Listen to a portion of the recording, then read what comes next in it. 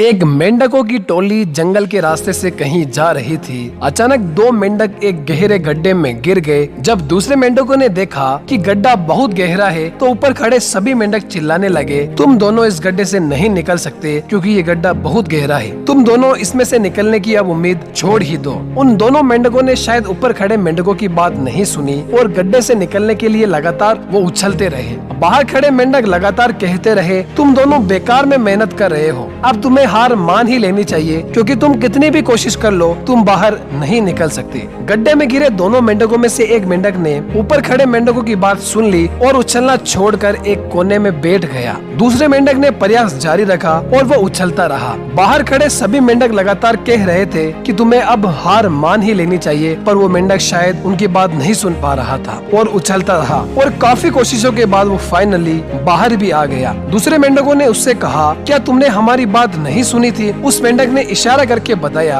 कि वो उनकी बात नहीं सुन पा रहा था क्योंकि वो बहरा था, सुन नहीं सकता, इसलिए वो किसी की भी बात नहीं सुन पाया। वो तो ये सोच रहा था कि सभी उसका उत्साह बढ़ा रहे हैं। दोस्तों, इस छोटी सी कहानी से हमें ये सीख मिलती है, लोग चाहे जो भी कहें, आप अपने आप पर पूरा विश्वास रखें, सकारात्मक सोचें, कड़ी मेहनत करें। अपने ऊपर विश्वास और सकारात्मक सोच से ही हमें सफलता मिलती है। और लास्ट में सफलता कभी अंतिम नहीं होती, विफलता कभी घातक नहीं होती। जो मायने रखता है वो है साहस।